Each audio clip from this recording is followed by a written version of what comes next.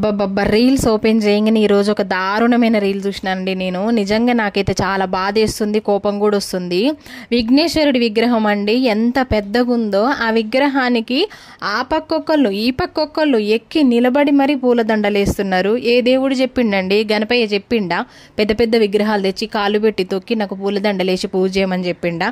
నిజంగా చాలా బాధేస్తుందండి. ఈ పెద్ద విగ్రహాలు ఏ దేవుడు చేయమని చెప్పలేదు.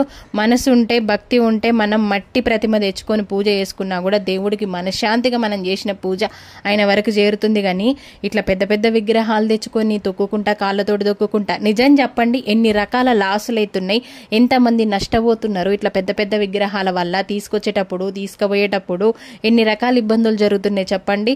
నాకైతే చాలా బాధేసిందండి. ఎందుకండి లక్షలు పెట్టి అంత పెద్ద విగ్రహాలు చేయడం, కాళ్ళతో తొక్కుకుంటా పూజ చేయడం, ఎంత చేసినా ఫలితం ఉండదు అట్లా చేస్తే. అసలు మొత్తానికి ఈ పెద్ద విగ్రహాలను ఆపేస్తే కూడా మంచిదే అని నేను చెప్తా. చిన్న చిన్న మట్టి ప్రతిమలు తెచ్చుకొని ఇంటికి ఒకటి పూజ చేసుకున్నా కూడా మంచి జరుగుతుందని నేను అనుకుంటా. ఎందుకో నాకు ఈరోజు ఆ వీడియో చూడగానే బాధ అనిపించింది. దీనిపై మీ అభిప్రాయాన్ని మీరు కూడా కామెంట్ చేయండి. వీడియో నచ్చితే చిన్న లైక్ చేయండి అబ్బా.